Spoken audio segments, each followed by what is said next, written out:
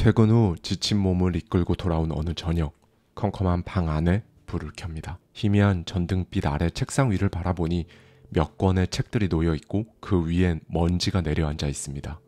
문득 마음 한구석이 찌릿합니다.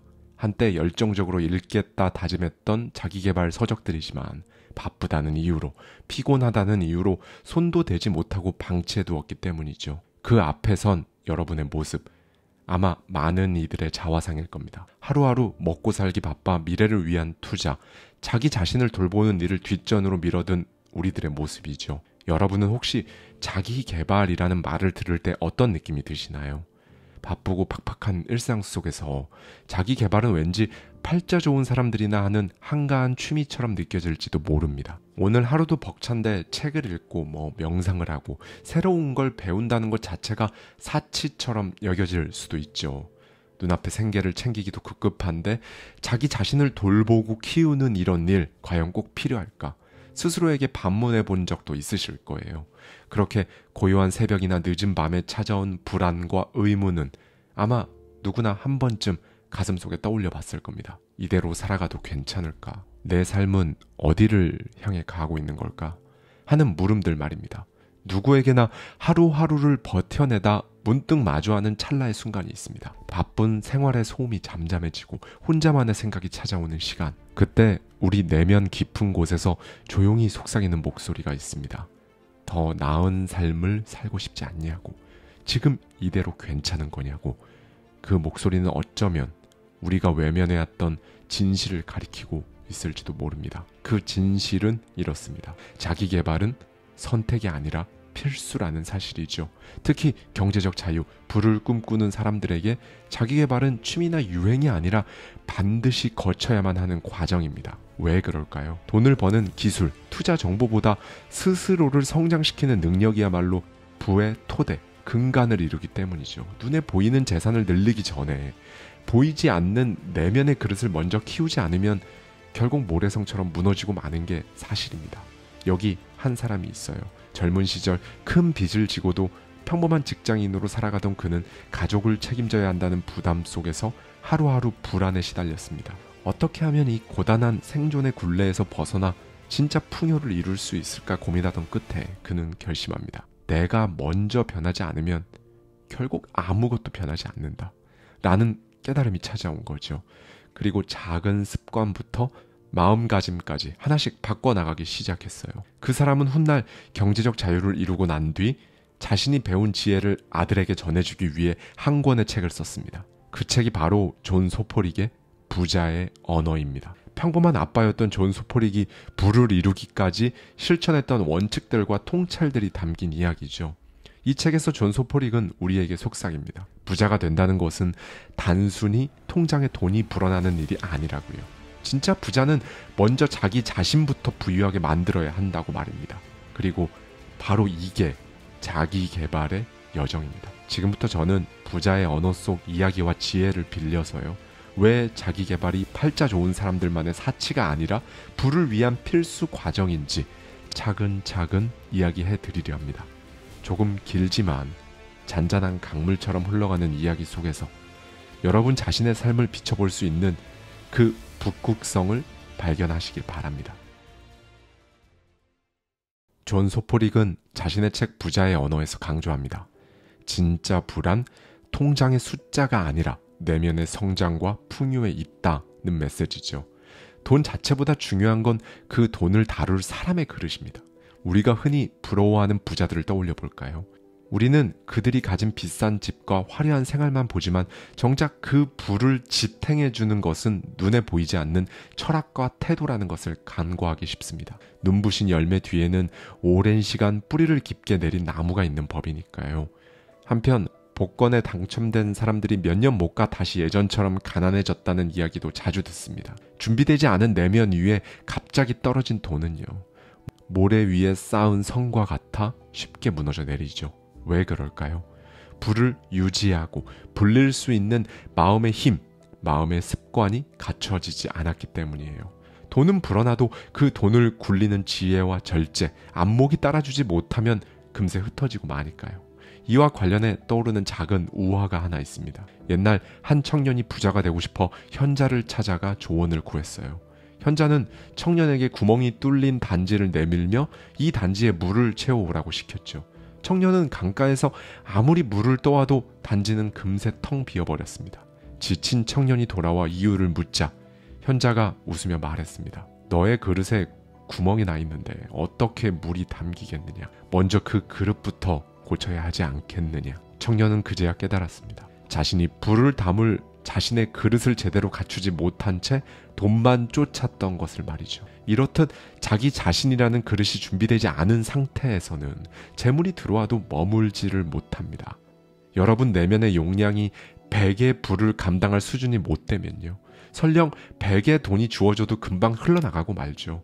반대로 내공을 쌓아 1000의 그릇을 가진 사람은 일시적으로 빈손이 되어도 언젠가 스스로 그 그릇을 가득 채울 줄 압니다. 그래서 진정한 부자는 늘 자기 그릇을 먼저 돌아보고 키우는데 에너지와 시간, 힘을 쏟는 겁니다. 존 소포릭은 이를 두고 내적 수양이야말로 부의 언어라고 표현했어요. 재산을 늘리는 기술 이전에 자신을 단련하는 그 언어를 터득해야 한다는 겁니다. 마음속에 새겨진 신념, 원칙, 그리고 삶을 대하는 태도가 바로 부자가 쓰는 언어라는 것이죠. 스스로 그 언어를 익히지 못하면 설령 일시적으로 돈을 벌어도 금방 낯선 언어 속에서 길을 잃고 말 겁니다. 그래서 자기계발은 부자가 되기 위한 사치가 아니라 첫 걸음입니다. 자신의 사고방식, 감정, 삶의 방식을 가꾸는 일을 제쳐두고서는 지속적인 부를 기대하기 어려워요. 예를 들어 존 소포릭 자신도 젊은 시절엔 불안함과 초조함에 휩싸여 있었지만 내면을 다스리는 법을 배우고 나서 비로소 부의 길이 열리기 시작했다고 고백합니다. 내면의 변화 없이 외적 변화는 일어나지 않는다는 그 깨달음이 존 소포릭의 인생을 바꿔놓았죠. 우리 삶에서도 마찬가지입니다. 부를 원한다면 먼저 스스로에게 질문해 보십시오. 나는 과연 부를 감당할 준비가 되어 있는 사람인가? 라고요. 마음 한켠에 아직 가난의 생각과 두려움이 가득하다면 그 상태로 아무리 돈이 들어와도 결국 그 생각이 현실을 지배하게 됩니다. 자기 개발은 그 마음 밭을 일구고 씨앗을 심는 일과 같아요. 우리는 일견 눈에 보이지 않는 일을 하는 것 같지만 시간이 흐르면 그 뿌리에서 단단한 줄기가 돋아나고 언젠가 풍성한 열매를 맺게 될 겁니다. 그 첫 번째 열매가 맺히기까지는 당연히 시간이 걸리겠지만 한 인간이 자라나는 과정 없이 얻는 부는 없다는 그 진리를 기억한다면 조급해하지 않을 수 있을 거예요. 잔잔한 통찰은 이렇게 시작됩니다. 부자가 되고 싶다면 먼저 자기 자신을 부유하게 만들어라. 그것이 모든 부의 시작임을 잊지 말아야겠습니다. 자기 개발이라는 말을 들으면 뭔가 멋진 목표를 세우고 막 동기부여를 받는 장면을 떠올리기 쉬워요. 물론 꿈을 꾸는 일은 중요합니다. 하지만 행동으로 옮기지 않는 꿈은 한낱 공상에 불과하죠. 부자가 되고 싶다고 입버릇처럼 말하면서 정작 현실에선 달라지는 게 없다면 그 꿈은 요원하기만 할 겁니다. 존 소포릭은 바라는 것과 해내는 것의 차이를 이어주는 다리는 바로 자기 규율이다 라는 깨달음을 전해줍니다. 하고 싶지 않을 때조차 해낼 수 있는 꾸준함, 그게 없다면 부의 길은 끝없이 미뤄질 뿐이라는 거죠. 여기 A와 B라는 평범한 30대 직장인이 있었습니다. 두 사람 모두 경제적으로 여유롭지 않았기에 부자가 되고 싶다는 꿈을 품고 있었어요. A는 부자가 되기 위해 이것저것 책을 읽고 유튜브 영상을 찾아보며 늘 다짐을 하곤 했습니다. 그래, 내년부터 꼭 시작해보자. 하지만 그는 바쁜 업무와 약속에 치여 그 다짐을 번번이 미뤘고 퇴근 후엔 피곤한 몸을 이끌고 소파에 누워 TV를 보는 날이 대부분이었어요. 반면 B는 거창한 계획을 세우진 못했지만 아주 작은 실천부터 시작했습니다. 매일 퇴근 후 30분씩 투자 공부를 하거나 헬스장에서 운동을 했고 주말에는 독서 모임에 참여해보기도 했죠. 처음에는 당연히 힘들고 때론 이렇게 한다고 뭐가 달라지나 회의감도 들었지만 작더라도 무언가를 매일 해낸다는 그 뿌듯함이 점점 붙으면서 계획을 하나 둘 늘려갔습니다. 1년이 지났을 때 A와 B의 삶은 눈에 띄게 달라져 있었습니다. A는 여전히 돈 걱정을 달고 살며 내 팔자가 그렇지 뭐 하며 자기 위안만 삼았지만 B는 몸도 훨씬 건강해졌고 재테크에도 소소한 성과가 나타나기 시작했어요. 적지만 매달 꼬박꼬박 투자한 돈이 모여 종잣돈이 생겼고 취미로 시작한 부업이 점차 자리를 잡아가고 있었고요. 무엇보다 B의 얼굴에는 자기 자신에 대한 믿음과 자신감이 배어 있었습니다. 반면 A는 1년 전과 다를 바 없는 통장 잔고와 흐트러진 생활 습관 덕분에 더 우울해졌죠. 결국 두 사람의 차이를 만든 건 거창한 재능이나 운, 전략이 아니었습니다. 크고 작은 그 결심들을 행동으로 옮기느냐의 여부였죠. 존 소포릭은 자신이 경제적 자유를 이루기까지 정말 수많은 유혹을 뿌리쳐야 했다고 고백합니다. 친구들이 쉬는 주말에 그는 부동산 현장을 찾아다녔고 늦은 밤 편히 잠들고 싶을 때도 재테크 서적을 펼쳐들었죠. 아들이랑 놀아주고 싶은 마음을 잠시 접어두고서라도 그는 매일 최소 2시간씩 자신의 미래를 위해 추가로 일하거나 공부했다고 합니다. 정말 쉽지 않은 일이었지만 그는 마음에 다짐한 목표를 향해 한 걸음씩 나아가는 걸 멈추지 않았어요. 이렇게 감정에 좌우되지 않고 필요한 일을 해내는 힘이야말로 그를 부자의 자리까지 데려다 준 원동력이었습니다. 우리도 각자의 삶에서 이런 실천력을 기를 필요가 있어요. 아무리 사소해 보여도 매일 하는 행동들이 모여 내일의 여러분을 만드니까요. 꼭 거창한 계획이 아니어도 좋습니다. 오늘 읽을 책 몇 쪽, 저축할 금액 몇천 원, 몇만 원, 배울 기술의 한 챕터, 이렇게 구체적이고 작지만 실현 가능한 목표를 정하고 지키는 거죠. 그리고 날마다 자신과의 약속을 이행하는 이 과정을 통해 자기 신뢰라는 게 쌓이는 겁니다. 나는 내가 한 약속은 무조건 지키는 사람이다. 라는 믿음이 생길 때 더 큰 목표에 도전할 수 있는 그 용기가 이제 따라오는 법이죠. 행동하는 자기 개발은 때로는 불편함, 고단함을 수반합니다. 저녁마다 넷플릭스를 보는 대신 운동을 하고 공부를 해야 할 수도 있고요. 소비를 줄이고 투자나 빚 갚기에 우선순위를 두어야 할 수도 있겠죠. 당장은 그런 노력들이 팍팍하게 느껴질 겁니다. 하지만 기억해 주셨으면 좋겠어요. 원래 좋은 건 어렵고 불편합니다. 봄에 땀 흘려 씨를 뿌리는 농부만이 가을에 풍요로운 추수를 하는 것처럼요. 오늘의 사소한 실천 하나가 먼 훗날 정말 커다란 결실로 돌아올 거라는 그 믿음을 가져야 해요. 여기서 정말 중요한 건요. 완벽함이 아니라 지속성입니다.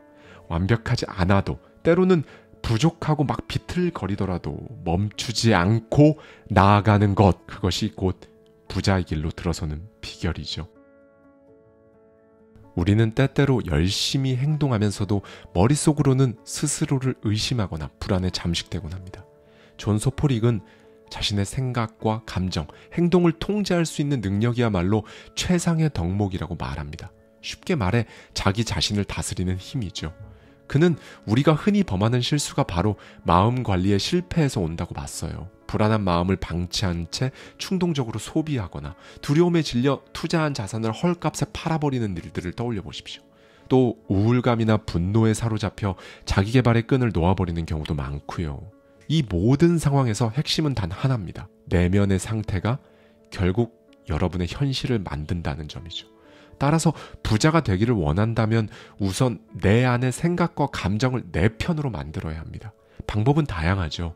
존 소포릭이 실천했던 몇 가지를 소개해 볼까요? 그는 매일 밤 조용한 방 한켠에서 명상을 했다고 합니다.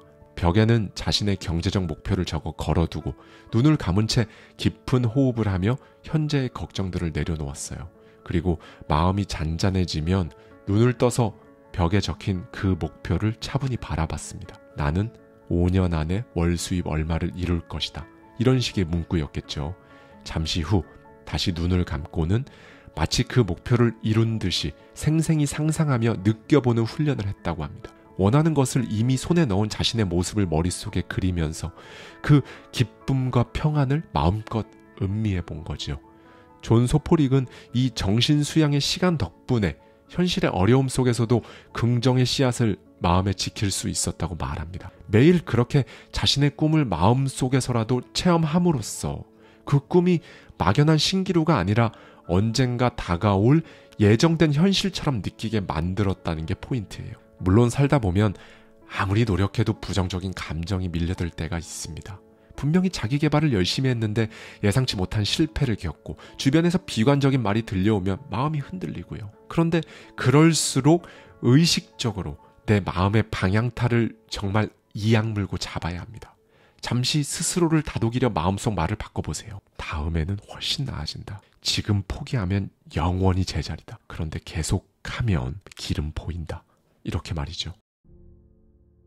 순탄하기만 한 길에 풍요가 피어나는 일은 드뭅니다.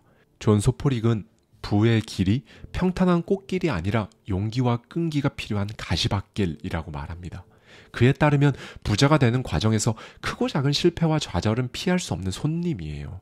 중요한 건 우리가 그 손님을 어떻게 대접하느냐입니다. 어쩌면 부자가 되는 사람들은 역경을 대하는 태도, 그게 남다른 것 같습니다. 존 소포릭 자신의 사례만 봐도 그래요. 그는 한때 부동산 투자에 실패해서 거의 파산 직전까지 내몰렸던 적이 있었다고 합니다.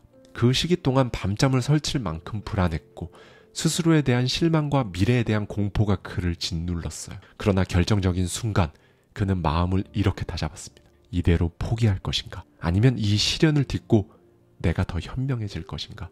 그는 후자를 택했습니다. 자신의 잘못된 결정들을 솔직히 돌아보고 받아들이는 한편 그 경험에서 배운 교훈을 기록해 나갔어요. 그리고 마음속으로 이악 물고 다짐했죠. 이번 실패를 그냥 흘려버리지 않겠다. 반드시 이걸 발판 삼아 다시 일어선다. 라고요. 실제로 그는 그 후 재기에 성공했습니다. 나중에 돌이켜보니 만약 그때 그 위기가 없었다면 자신이 이렇게까지 성장하지는 못했을 것이라고 말합니다. 물론 역경은 되도록이면 피하고 싶은 게 인지상정이죠. 누구나 안전하고 편안한 상태를 선호하고요. 하지만 너무 안전한 길을 선택하면 여러분의 잠재력은 영영 깨어나지 못할 수도 있습니다. 작은 문제만 겪으며 살면 작은 수익에 머무르지만 큰 도전에 뛰어들어야 큰 성취도 가능해진다는 건 역사가 증명하는 사실이잖아요. 커다란 부를 일군 이들은 대개 남들이 부담스러워 피한 위험, 어려움 속으로 몸소 뛰어든 사람들입니다. 그랬기에 남다른 보상을 얻을 수 있었던 거죠. 사실 역경을 겪어보지 못한 사람은 강철처럼 단련될 기회 자체를 얻지 못한 것인지도 몰라요. 많은 유명 인사들의 일화만 봐도 그렇습니다. 한 번도 실패하지 않은 이들은 거의 없어요. 일찍이 디즈니의 창립자 월트 디즈니는 어렸을 적 신문사에서 상상력과 아이디어가 부족하다며 해고된 적이 있다고 하죠. 네, 그럼에도 불구하고 물론 말은 쉽지만 막상 역경의 한가운데 놓이면 지치는 것이 사실입니다. 여기서 중요한 건요, 역경을 대하는 여러분의 태도입니다. 혹시 지금 힘든 상황에 처해 계신가요? 재정적으로 혹은 삶의 방향에서 큰 벽을 만난 기분이 드나요? 그렇다면요, 심호흡을 하고 마음을 가라앉힌 뒤 이렇게 생각해 보십시오. 이 역경은 나에게 무엇을 가르치려 하는가 하고요. 분명 처음에는 원망, 탄식이 앞설 수밖에 없습니다. 그런데 아주 조금만 시선을 돌리면요, 내가 부족했던 점, 미처 깨닫지 못했던 것들, 피해야 했던 실수와 앞으로 취해야 할 대책들이 보일 겁니다. 그렇게 깨달음을 얻었다면요, 그 역경은 이미 그만한 가치를 여러분에게 준 셈이죠. 결국 고난 없이 얻어지는 진짜 성공은 없다고 해도 과언이 아닙니다. 여러분의 북극성을 향한 여정에 폭풍이 몰아친다면요, 그건 여러분이 앞으로 나아가고 있다는 가장 분명한 증거인 겁니다. 오히려 폭풍 없는 고요한 항해야말로 제대로 항로를 잡고 있는지 의문을 가져봐야 할 상태인지도 몰라요. 부자가 되는 길 중간중간 찾아오는 그 시련들을 두려워하지 말고요, 그 순간들을 통해 점점 레벨업하는 여러분의 모습을 그려보십시오. 역경은 여러분을 꺾기 위한 게 아니라 더 큰 성공을 담을 그릇으로 빚기 위한 과정이라는 걸 믿으면서 말이죠. 인간은 익숙한 범위 안에서 안정을 느끼도록 진화해 왔습니다. 우리 마음은 안전지대에 머물고 싶어 하죠. 그러나 그 안온함의 울타리 안에서만 머물면 우리의 잠재력은 제한되고 맙니다. 존 소포릭도 이렇게 말해요. 진정한 성공은 현재 능력의 경계를 살짝 넘어선 지점에 있다 라고 말이죠. 이게 무슨 뜻일까요? 쉽게 말해 지금 당장 할 수 있는 일만 반복해서는 더 큰 성취는 이룰 수 없다는 겁니다. 약간 버거워 보이고 두렵게 느껴지는 목표를 잡아야만 그 간극을 메우는 과정에서 여러분이 성장하고 새로운 능력을 얻는다는 뜻이죠. 예를 들어 현재 내가 1년에 500만 원을 저축할 수 있는 형편이라면요, 목표를 딱 그 정도로만 세운다면 비교적 수월하게 해낼지 모릅니다. 하지만 500만 원이 아니라 1000만 원을 모으겠다고 다짐하면 어떻게 될까요? 처음엔 과연 가능할까? 막막하지만요.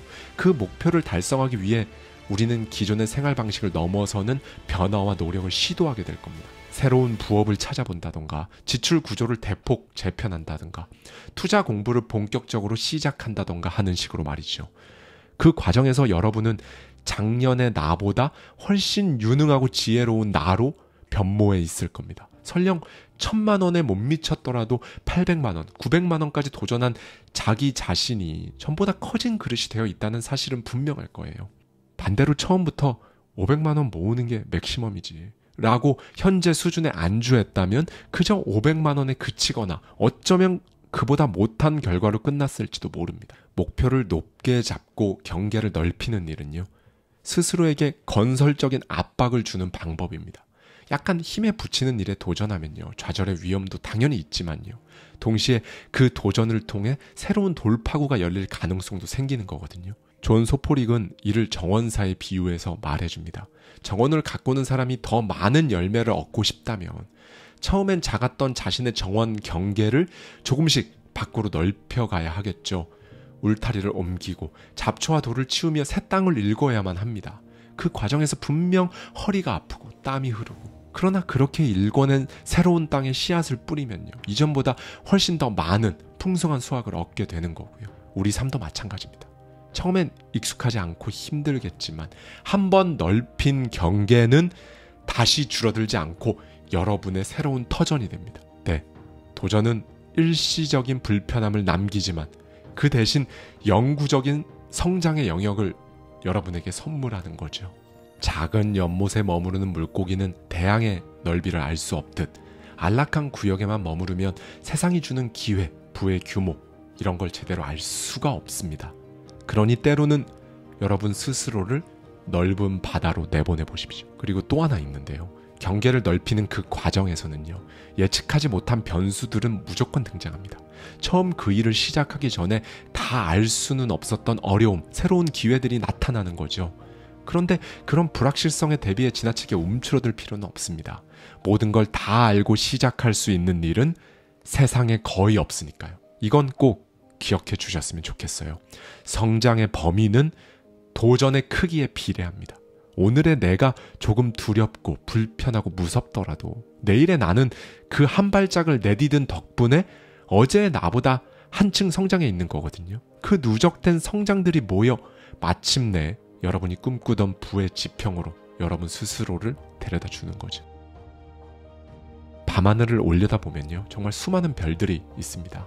옛 항해자들은 그중 북극성을 따라 길을 찾았어요. 아무리 파도가 거칠어도 북극성만 보이면 방향을 잃지 않고 나아갈 수 있었죠. 우리 인생도 똑같습니다. 각자 가야 할 길의 북극성, 곧 여러분 삶의 분명한 방향과 목적을 가지고 있다면요, 사실 어떤 난관에서도 다시 제자리를 잡고 전진할 힘을 얻을 수 있습니다.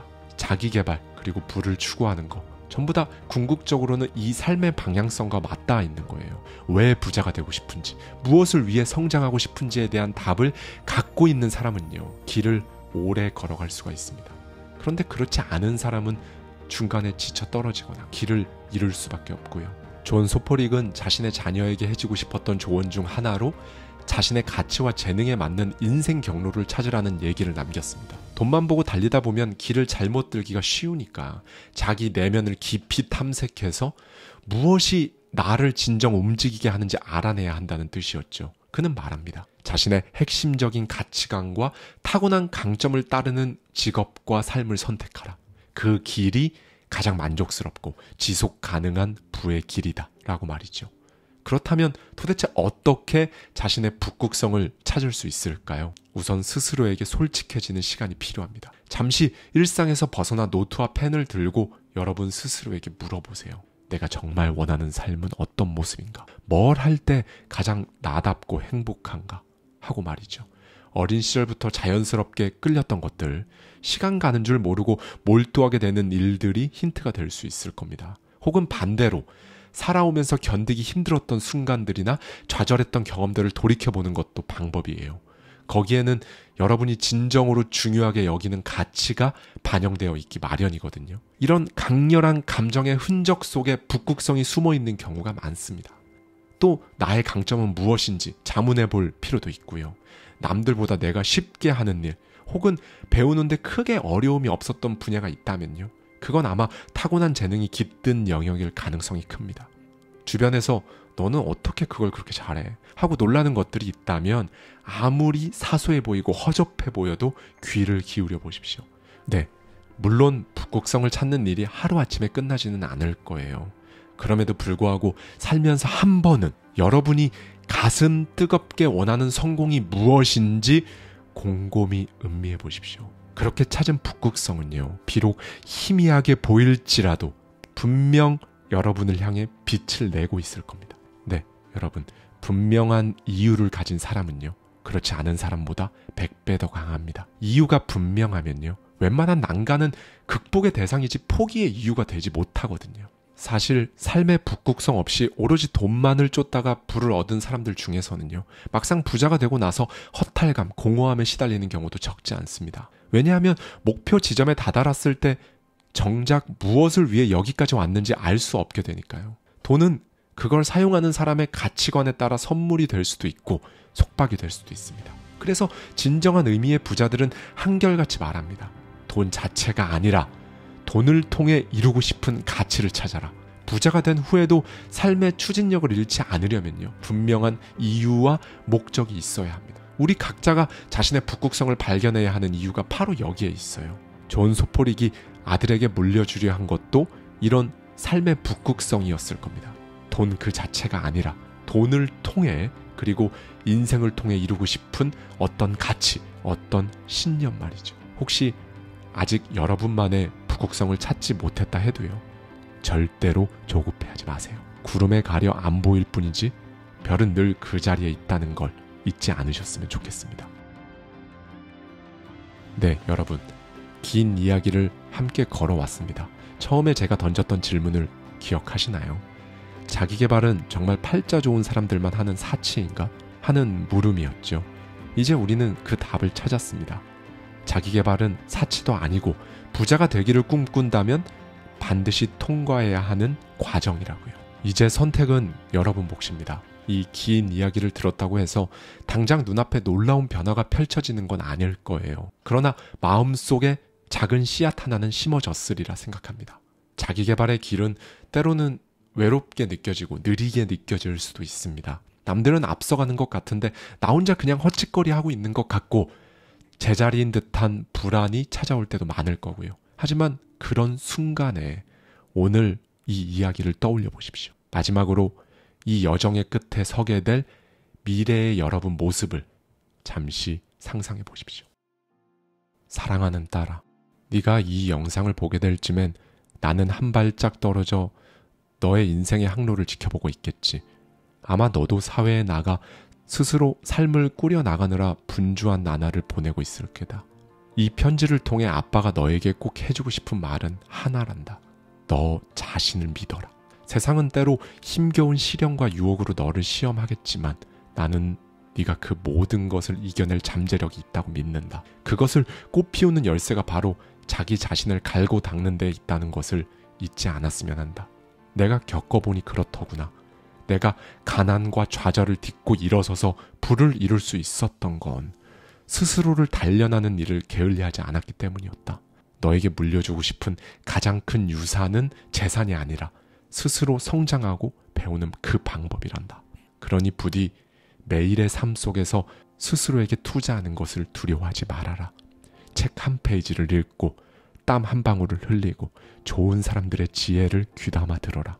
그런 작은 노력들이 모여 너를 단단하게 만들고 결국 어떤 폭풍이 와도 흔들리지 않는 부의 나무로 자라게 해줄 거야. 언젠가 네가 이 편지를 떠올리며 아, 그래서 아빠가 그런 말을 해줬구나. 미소 짓는 날이 오길 진심으로 바란다. 언제나 너를 사랑하고 믿는 아빠가. 긴 시간 함께 해주셔서 고맙습니다. 이제 여러분의 멋진 이야기를 써 나아가시길 진심으로 바랍니다. 감사합니다. 지금까지 하와이 대저택이었습니다.